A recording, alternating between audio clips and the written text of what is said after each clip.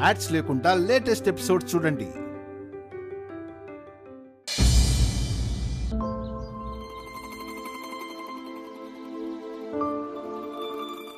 Daddy daddy, ఊరు నుంచి తాతయ్య వచ్చారు.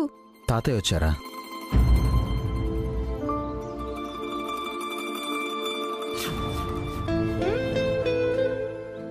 నానిప్పుడు రావడం ఏంటి? తను పిలిచిందా?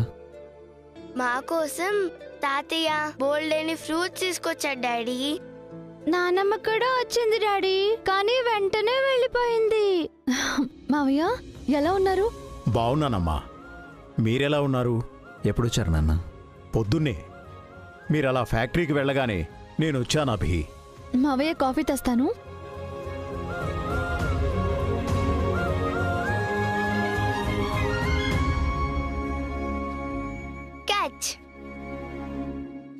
ఫోన్ చేసుంటే ఇంట్లోనే ఉండేవాళ్ళం కదా నాన్న. పర్వాలేదు అభి, నా కోసం మీరు పని చెడగొట్టుకోవడం ఎందుకు? ఇప్పుడే వస్తాను నాన్న, మీరు కూర్చోండి.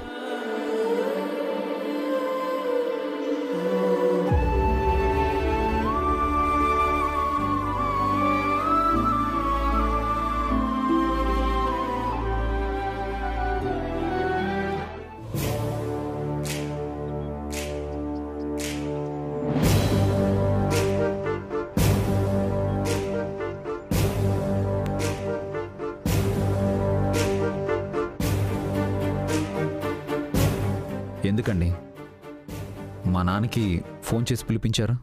అది నేను ఏదైనా ఉంటే మనం చూసుకోవాలి కానీ మా నాన్నకి చెప్తారా?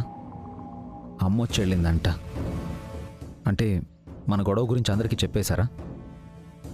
మీరు తెలివైన వారు అనుకున్నాను కానీ మరీ ఇంత తెలివి తక్కువగా బిహేవ్ చేస్తారనుకోలేదు.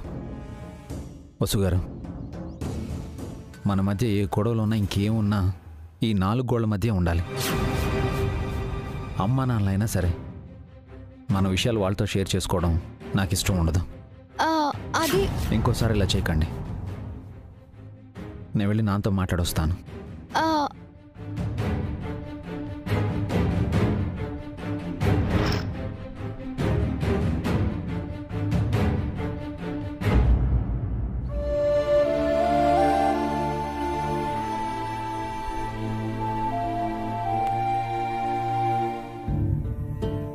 సారీ నాన్న, వసుగారు తొందరపడి మీకు ఫోన్ చేసి పిలిపించినట్టున్నారు. తను చెప్పినట్టు మా మధ్య ఏం జరగలేదు నాన్న. అనవసరంగా మిమ్మల్ని శ్రమ పెట్టినట్టున్నారా? వసు నాకు ఫోన్ చేసి పిలిపించడం ఏంటి? పొలం గురించి నీతో మాట్లాడాలని నేనే వచ్చాను. అంటే వసుగారు మీకేం చెప్పలేదా? తను ఇంట్లో గొడవల గురించి నీకే చెప్పదు, ఇంకా నాకేం చెప్తుంది? మరి అమ్మ కూడా వచ్చేళ్ళిందని పిల్లలు చెప్పారు. అక్కడ ఏదో గొడవైనట్టుంది అభి. తన కొడుకుల మీద అలిగి ఇక్కడికి వచ్చింది. తనిక్కడుంటే నువ్వు ఆస్తి తిరిగి లాక్కుంటావేమో అని నీ అన్నా తమ్ముడు వచ్చి మీ అమ్మని బలవంతంగా లాక్కెళ్లారు. ఇంతకీ నీకు వసుకి గొడవేంటి? ఏం లేదు నాన్న, ఇప్పుడే వస్తాను.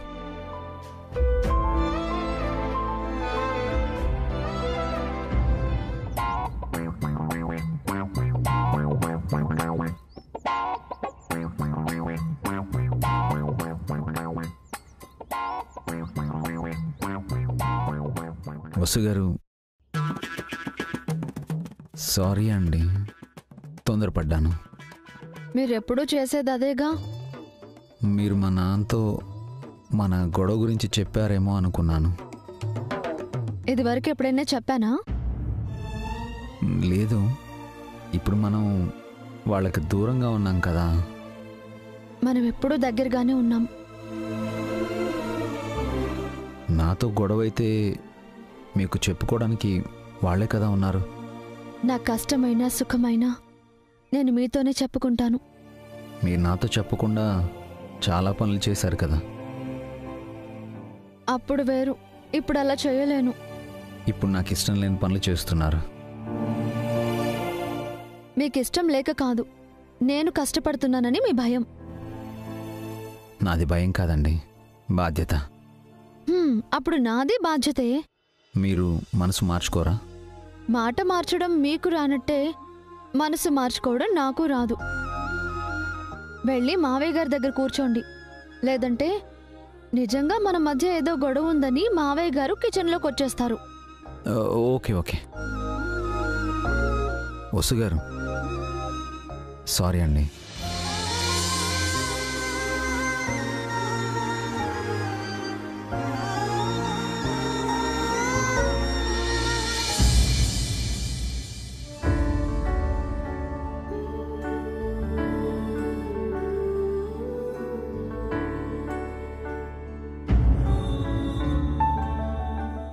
ఏమండి, మీరింకా రెడీ అవ్వలేదేంటి?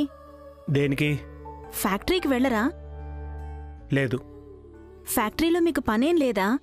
ఫ్యాక్టరీకి వెళ్ళే మూడ్ లేదు. సరే, నేనెళ్ళి పూజ చేసొస్తాను. మీరీలోపు కిచెన్లోకెళ్ళి పచ్చిమిర్చి, ఆనియన్స్ కట్ చేయండి. కుక్కర్లో పప్పు కూడా వేయండి. పావని!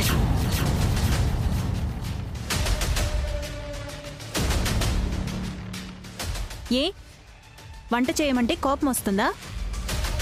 ఫ్యాక్టరీకి వెళ్లకుండా ఎన్నాళ్ళిలా ఇంట్లో కూర్చునుంటారు? అలా అడుగు పావుని. నిన్నటి వరకు ఆ డబ్బులు పోయాయని ఇంట్లో కూర్చున్నాడు. ఇప్పుడు డబ్బులు దొరికాయి కదా, ఫ్యాక్టరీకి వెళ్ళడానికి ఏమైంది? అసలు వీడికి పని చేసే ఉద్దేశం ఉందో లేదో, లేకపోతే పని చేయడం రాదేమో. అత్తయ్య!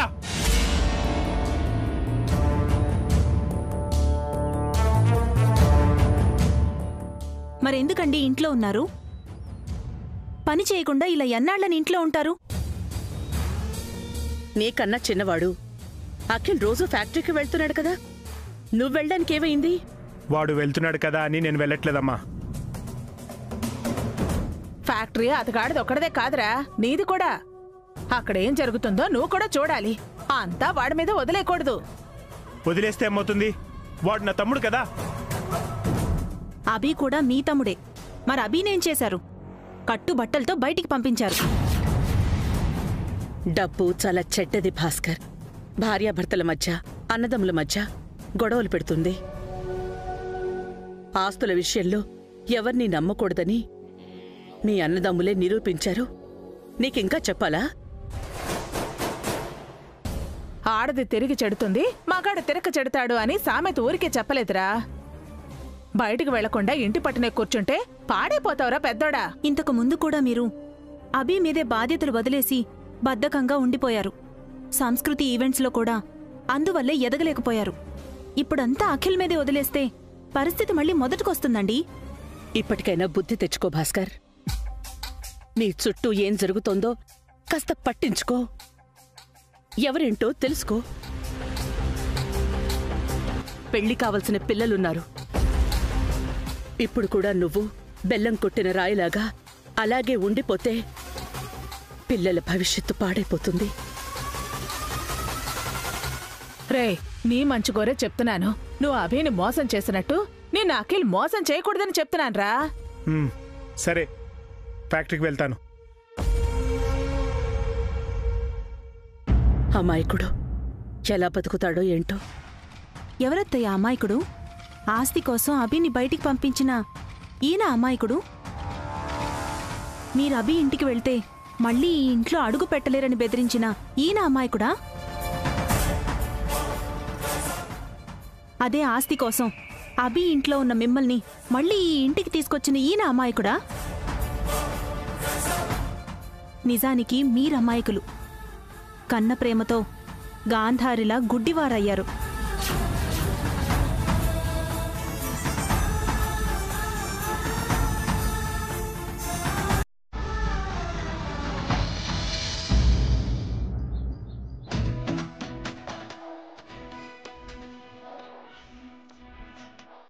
పద్మ, త్వరగా రా, టైం అవుతుంది. వస్తున్నానండి. కూర్చో. రవి ఏంటి వసు గారిని తీసుకెళ్లకుండా పద్మని తీసుకెళ్తున్నాడు? ఏ రవి రవి ఆగు. ఆ తొందర ఏంటి? త్వరగా వెళ్ళాలి కదా అన్నయ్య. తను రావాలి కదా. తను వచ్చేసింది కదా. తను కాదు.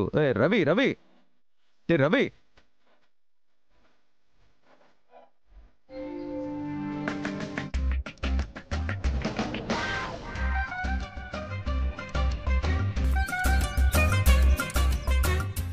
ఇంత లేట్గా వస్తే ఎలా వసు గారు? రవి వెళ్ళిపోయాడు. వెళ్ళనివ్వండి. మరి మీరెలా ఫ్యాక్టరీకి వస్తారు? నేను ఈరోజు ఫ్యాక్టరీకి రావట్లేదు. ఎందుకు? ఆలోచించుకోవాలి. దేని గురించి? మీరు చెప్పిన దాని గురించి. రేపు ఎలక్షన్స్ పెట్టుకొని ఈరోజు ఆలోచించడం ఏంటండి? రేపటి వరకు టైం ఉంది కదా. నామినేషన్ వేయక ముందు ఆలోచించి ఉండాల్సింది. ఇప్పుడు ఆలోచిస్తే వచ్చే నష్టం ఏంటి? అయినా సడన్గా ఫ్యాక్టరీకి రావడం మానేస్తే ఎలా అండి? ముందే లీవ్ లెటర్ ఇవ్వాలి కదా. నిన్న నాకు ఈ ఆలోచన రాలేదు. నైట్ మీతో మాట్లాడాకే వచ్చింది. లీవ్ లెటర్ ఇవ్వకుండా లీవ్ పెడితే ప్రాబ్లం అవుతుంది. ఏమవుతుంది? మహా అయితే నన్ను జాబ్లో నుంచి తీసేస్తారు. నేను ఇంట్లో కూర్చోవడమే కదా మీకు కావాల్సింది. నిజంగానే జాబ్ మానేస్తారా? ఏమో ఆలోచించి చెప్తాను. టైం అవుతుంది. క్యారేజ్ తీసుకుని బయలుదేరండి. ఇది నాకేనా? మీకే. నిన్న నా లంచ్ తిన్నారు కదా. తెలియక తిన్నాను. ఈ రోజు ఇది మీ లంచే అని తెలుసుకొని తినండి. వెళ్ళండి, టైం అవుతుంది.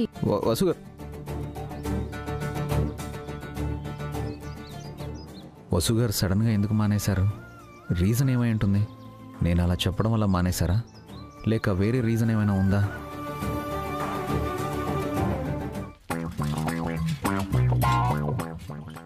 ఒకసారి దిగు పెద్దమ్మా. ఏమైందండి? చెయ్యిని పడిందిలే.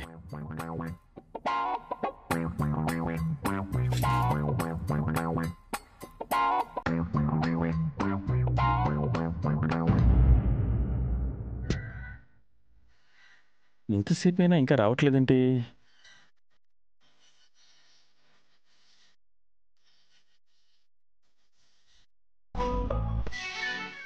బావగారు వస్తున్నారండి. అక్క రావట్లేదు. తెలుసు. అక్క రాదని మీకు ముందే తెలుసా? ఈరోజు వదిన లీవ్ పెట్టింది. నిన్నే మేనేజర్కి చెప్పింది. ఈ విషయం బావగారికి తెలుసా? తెలీదు. నీకు నాకు తెలియనట్టే నటిద్దాం.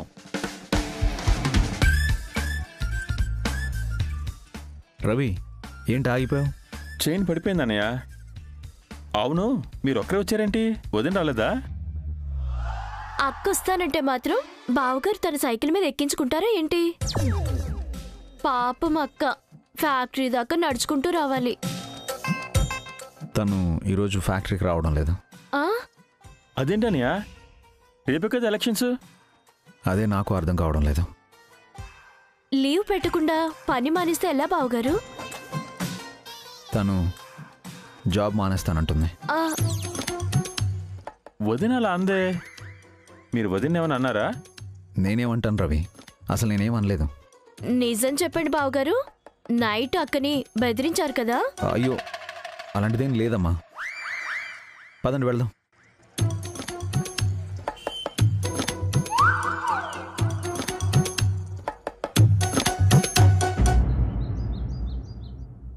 అఖిల్, త్వరగా రా, టైం అవుతోంది.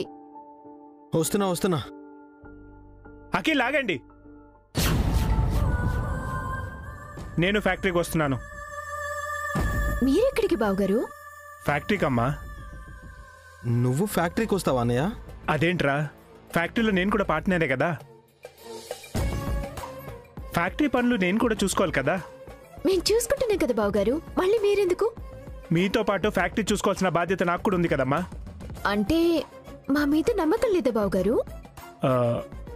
హారిక, అన్నయ్య ఫ్యాక్టరీకి వస్తానంటున్నాడు కదా, అదే సంతోషం. రానివ్వు. అది కాదు అఖిల్. అన్నయ్య, ఇక నుంచి నువ్వు రోజు ఫ్యాక్టరీకి రావాలన్నయ్య. అక్కడ పనులు చూస్తూ బాగా బిజీ అవ్వాలి. కొన్నాళ్ళు పోయాక మొత్తం ఫ్యాక్టరీ పనులన్నీ నీకే అప్పచెప్తాం. మరి మీరేం చేస్తారు? అదే ఆ ఎమ్మెల్యే గారితో కలిసి రియల్ ఎస్టేట్ బిజినెస్ చేద్దాం అనుకున్నాం కదా. నేను హారిక ఆ పనులు చూసుకుంటాం. రియల్ ఎస్టేట్లో నేను కూడా పార్ట్నర్నే కదా. మనం చేసే అన్ని బిజినెస్ల్లో మనం పార్ట్నర్స్మే అన్నయ్య. వెళ్దామా? పదండి. పద.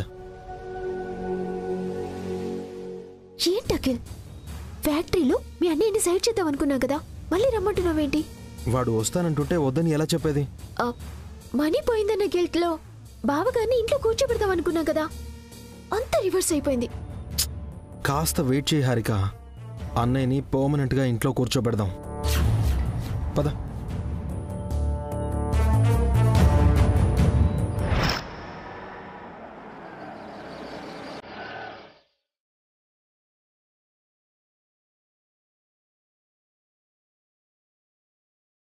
రమేష్, నీ ఓటు నాకే వేయాలా? ఇదిగో అభిరామ్, నిన్నే. ఇలా రండి.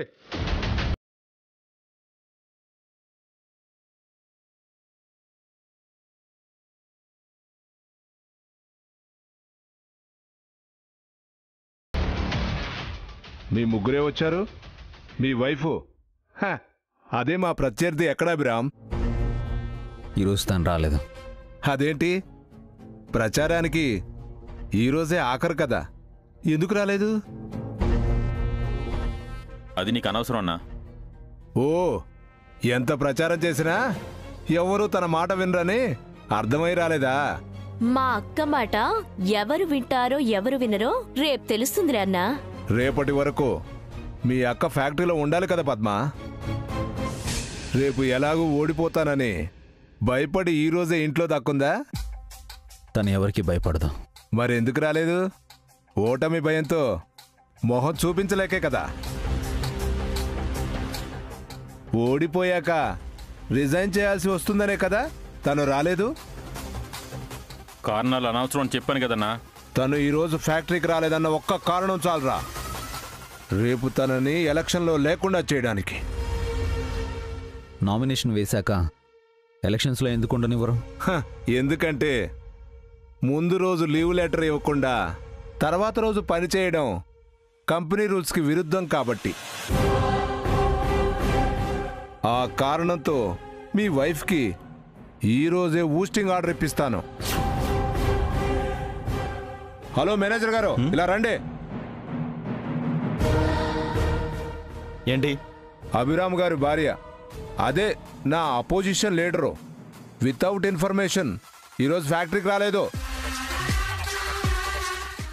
కంపెనీ రూల్స్ ప్రకారం వెంటనే తనకి ఊస్టింగ్ ఆర్డర్ ఇవ్వండి. కుదరదు. తను లీవ్ లెటర్ ఇవ్వలేదు కదా?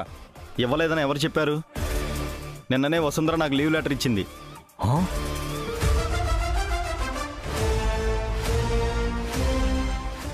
అయినా రేపు ఎలక్షన్స్ పెట్టుకుని ఈరోజు మీ ఆవిడ లీవ్ పెట్టడం ఏంటి అభిరామ్? వాట్? తను ఈరోజు లీవ్ పెట్టిందా? వర్కర్స్ ఎవరు తన మాట వినేలా లేరని ఆవిడికి పిచ్చి పట్టినట్టుంది. ఎలాగో ఓడిపోతానని తెలిసి ఈ రోజు నుంచి పని మానేసినట్టుంది. పని మానేస్తే రిజైన్ చేస్తుంది కానీ లీవ్ ఎందుకు పెడుతుంది హారిక? పాయింటే. ప్రచారం చేసుకోవడానికి, ఓట్లు అడగడానికి ఉన్న ఒక్క రోజుని తనెందుకు వేస్ట్ చేసుకుంటుంది? సింపుల్ అఖిల్, ఈ ఒక్క రోజులో ఏమీ చేయలేనని తనకు అర్థమై ఉంటుంది. ఎంతో ఎక్స్పీరియన్స్ ఉన్న యూనియన్ లీడర్ని ఎదిరించి గెలవటం అంత ఈజీ కాదని ఇండైరెక్ట్ గా విత్డ్రా అయిందేమో. అంత ఈజీగా వసు ఓటమిని ఒప్పుకోదు హారిక. తనేదో తెలివిగా ప్లాన్ చేస్తుంది. దానికేదో స్ట్రాటజీ ఉంది. నాకు తెలిసి ఆ వసుంధర తెలివి తక్కువది కాదు. లీవ్ పెట్టి ఏదో ప్లాన్ చేసినట్టుంది. మనల్ని దెబ్బ కొట్టడానికి తనేదో చేయబోతుందా?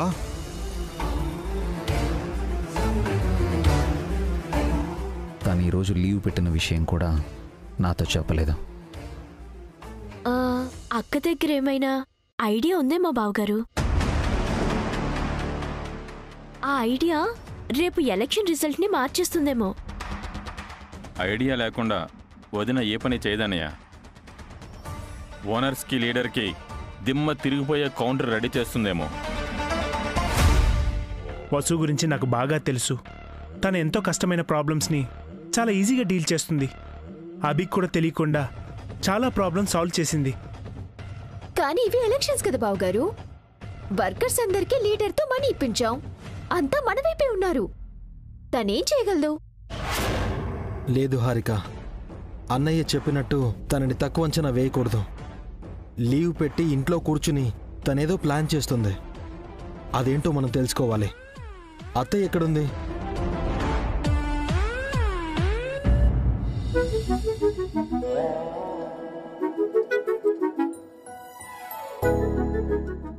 వసు వసు